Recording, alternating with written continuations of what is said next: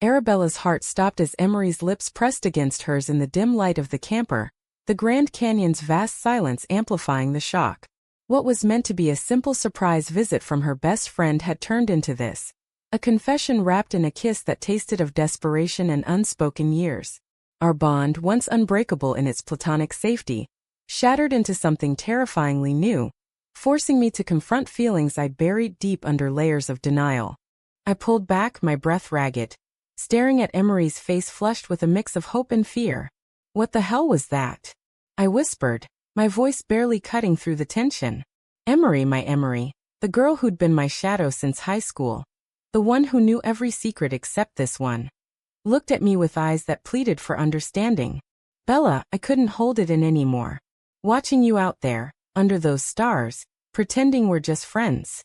It's killing me." My mind raced, a whirlwind of confusion and guilt. How had I not seen this coming? We'd planned this trip as an escape from our chaotic lives back in Seattle.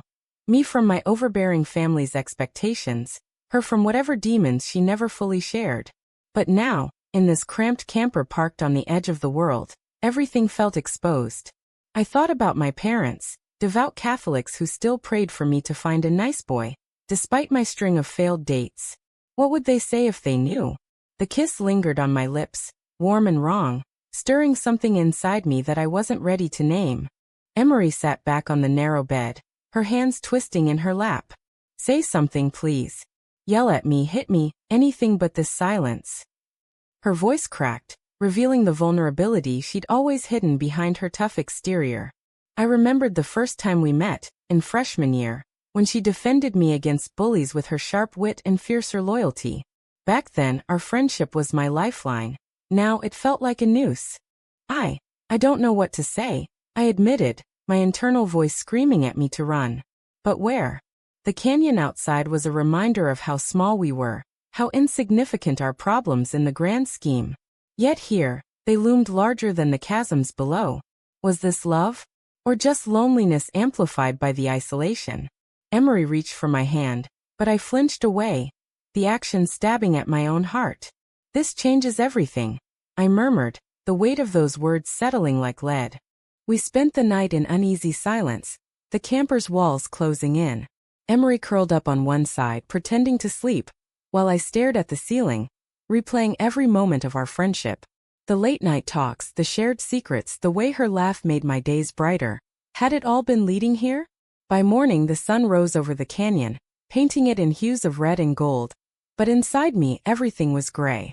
I decided then in the quiet of dawn that I couldn't ignore this. But acknowledging it meant risking everything, my family, my job, my sense of self. As we packed up to head back, Emery broke the silence. "If you want me to leave, I will. But know that I love you, Bella. More than as a friend." Her words hung in the air, a challenge I wasn't prepared for. Driving out of the park, the road stretched endlessly, mirroring the uncertainty ahead. Back in Seattle, reality waited. My conservative parents, our mutual friends who saw us as inseparable sisters, and the societal whispers that labeled love like ours as deviant. Arriving home, I dropped Emery off at her apartment, the goodbye awkward and charged. "We'll talk soon," I promised, though doubt gnawed at me. Alone in my own place, I collapsed on the couch, tears finally coming. Why did this feel so right and so wrong? My phone buzzed, Mom calling, probably to check if I'd met any eligible men on the trip. I let it go to voicemail, the lie of omission already beginning. Days blurred into a haze of avoidance. Emery texted, her messages a mix of apologies and pleas.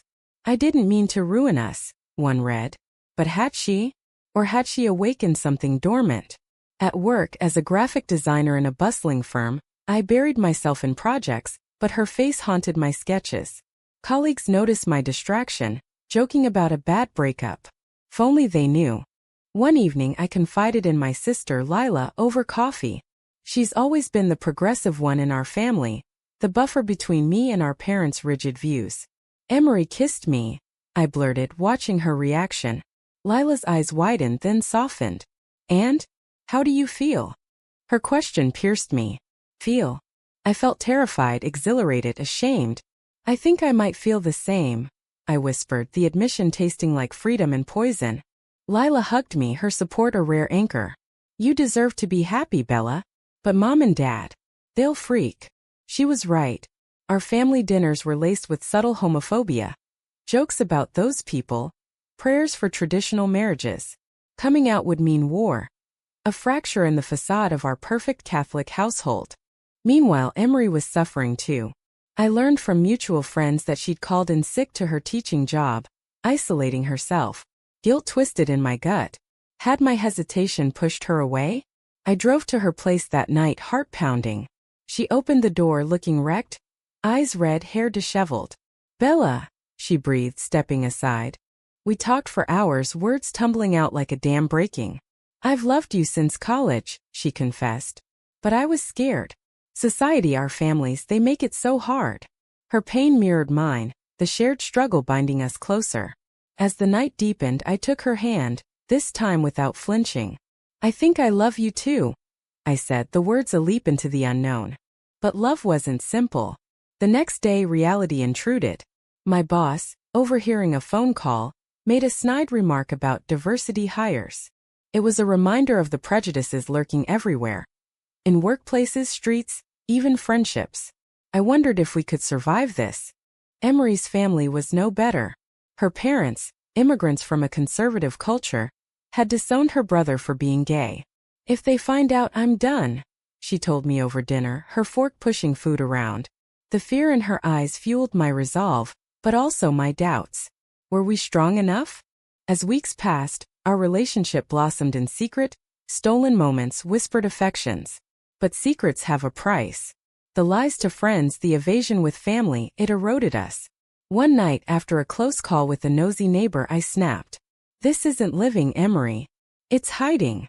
She nodded, tears falling. Then what? Come out and lose everything? The question hung, unanswered. In my mind, I weighed the costs. Love versus acceptance, authenticity versus safety. The drama of it all consumed me, every decision a potential betrayal of self or others. The confrontation came sooner than expected. My parents invited me for Sunday dinner. The usual affair of roast beef and veiled interrogations about my love life. As I sat across from them, Emery's text buzzed in my pocket. Miss you already. Guilt surged. How long could I pretend? Dad, ever the patriarch, launched in. Arabella, you're 26. Time to settle down. Your cousin's getting married next month. Nice Christian boy. His words, meant as advice, felt like chains. Mom nodded, her eyes hopeful. We've been praying for you. Praying for what? A heteronormative miracle? Inside, rage boiled. How dare they dictate my happiness? But fear tempered it, losing them would break me. I'm seeing someone, I said impulsively, testing the waters. Their faces lit up. Who is he? Bring him next time. The lie stuck in my throat. It's complicated. Dad frowned. Nothing's complicated if it's right. His certainty mocked my turmoil. Driving home, I called Emery, sobbing. I can't do this.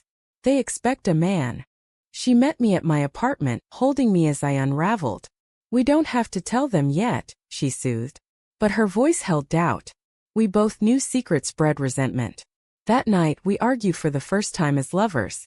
You're ashamed of me, she accused, her words a dagger. No, I'm ashamed of hiding. But was that true? Deep down, societal whispers echoed. Abnormal, sinful. Had I internalized them? Emery stormed out, leaving me alone with my thoughts. What price was I willing to pay for love? The next day at work, a client meeting went south. My designs, usually praised, were critiqued harshly. Too distracted, the boss said. Was my personal drama bleeding into professional life? Colleagues whispered, sensing change. One, a gay man named Alex, pulled me aside. If it's about identity, I've been there. It's hell, but worth it. His words lingered, a spark of hope. But hope dimmed when Emery called, voice trembling. My mom knows something's up. She saw us together last week. Panic gripped me. Her family was stricter than mine, physical distance if discovered. We met in a park away from prying eyes.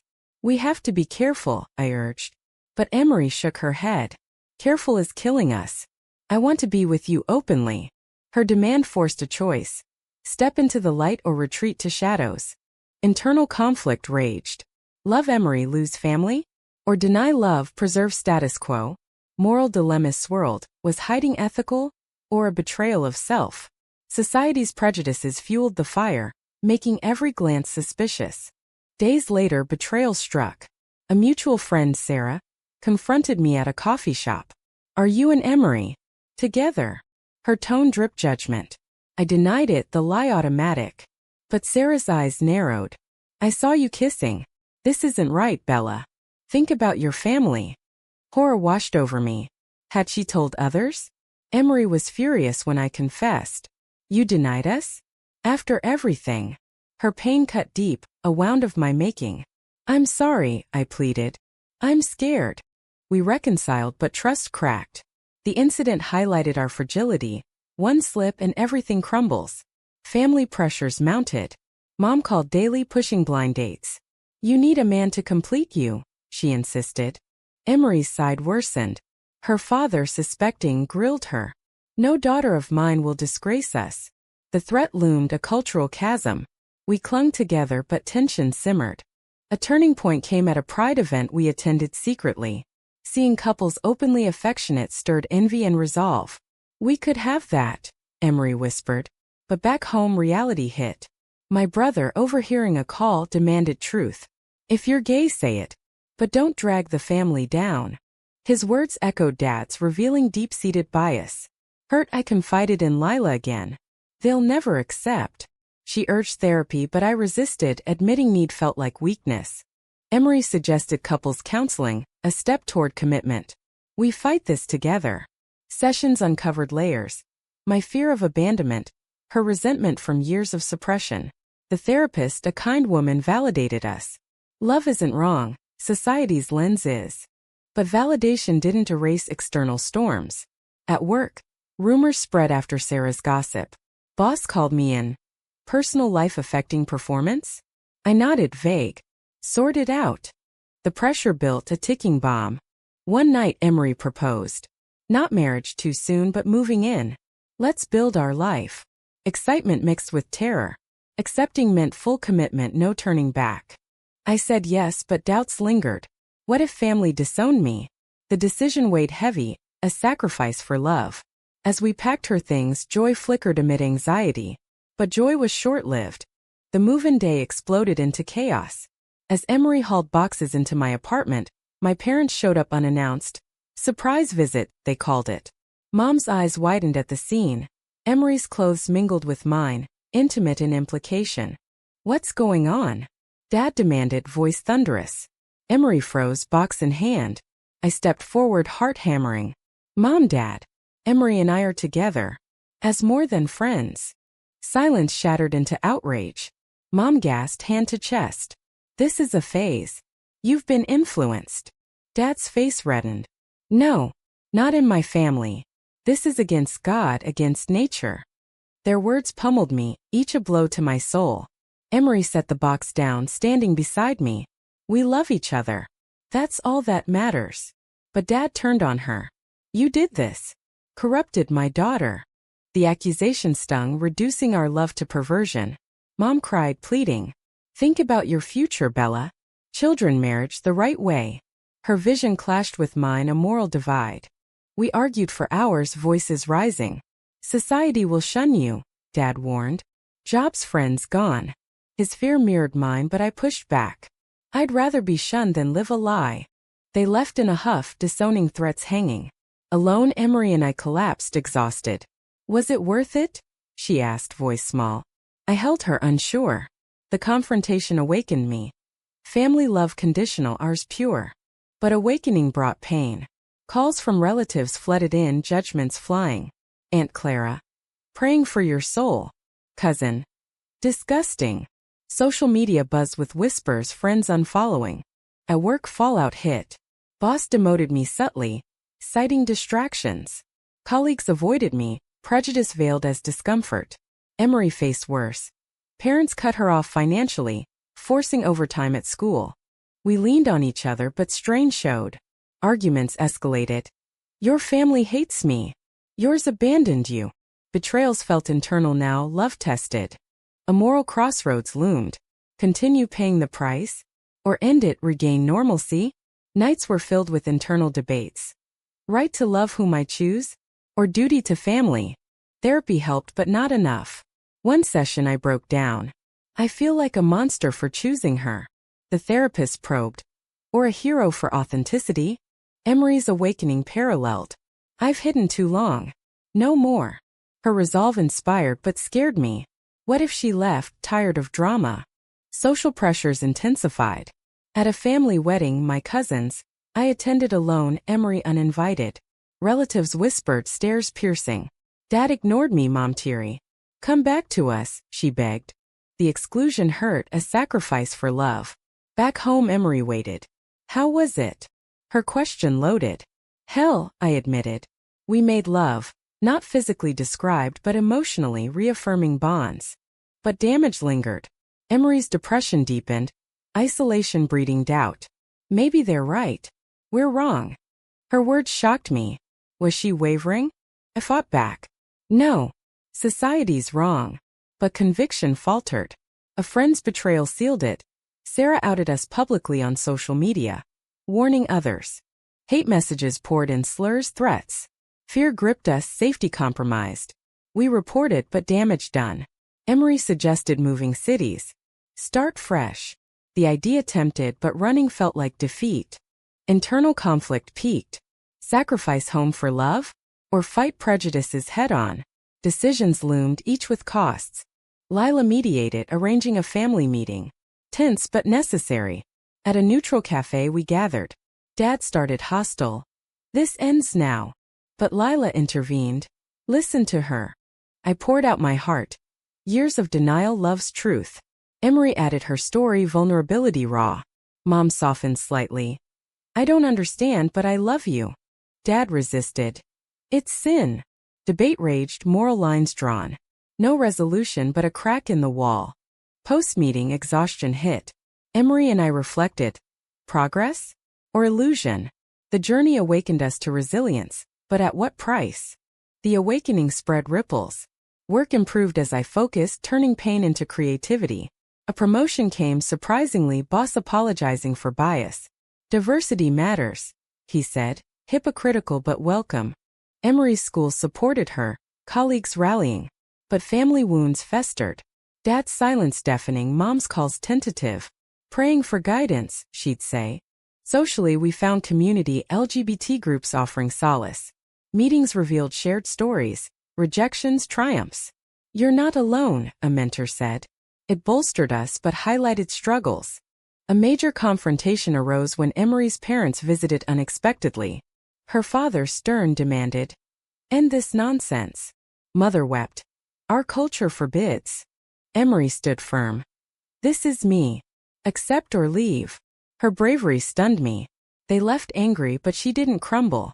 "I choose you," she told me, a vow. The choice cost her inheritance, family ties. Pain etched her face, but resolve shone. My turn came when Dad called. Come home alone or not at all. Ultimatum, forced decision. I chose Emery, hanging up. Loss gutted me, holidays alone. No parental safety net. But freedom tasted sweet. Moral debates intensified internally. Was defying family right? Or selfish? Society's lens blurred lines. Prejudices challenging ethics. Betrayals continued. A friend leaked private photos, not explicit but intimate. Online harassment surged, forcing account locks. We endured, bonds strengthening. Therapy delved deeper. Childhood influences, internalized homophobia. Unlearn it, advisor urged. We did slowly, affirmations, open dates. Highs mixed with lows. A romantic getaway, back to Grand Canyon, reignited passion. Full circle, Emery mused. But news of Dad's health scare intruded. Guilt surged. My choice contributed? I visited hospital alone. Dad weak. Miss you. Softening? But can't accept her. Torn, I left conflicted. Emery understood. Family's hard. Her empathy healed us. Social awakening grew. We volunteered at Pride events, advocating. Seeing change inspired, laws evolving, minds opening. But backlash reminded, fight ongoing. Personal growth bloomed. I wrote a blog anonymously, sharing story. Responses poured. Support? Hate. It cathartic, turning pain to purpose. Emery published poems about love's trials. Art from ashes, she said.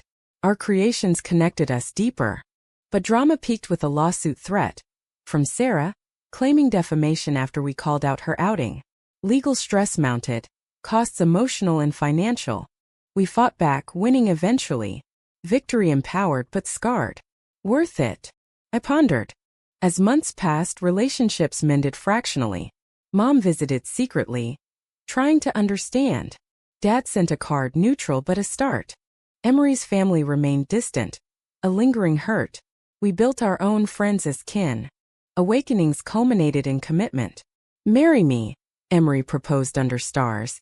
Yes, with caveats, legal battles ahead. Joy amid turmoil. But questions lingered. Sacrifices justified? The wedding planning amplified everything. Joy clashing with opposition. Invites to family went unanswered. A silent rejection. Their loss, Emery said, but her eyes betrayed pain. Socially, venues hesitated, subtle discrimination. We persisted, finding allies. The day approached, nerves frayed. Internal monologues raged. Right path? Or delusion? Moral compass spun, love versus tradition.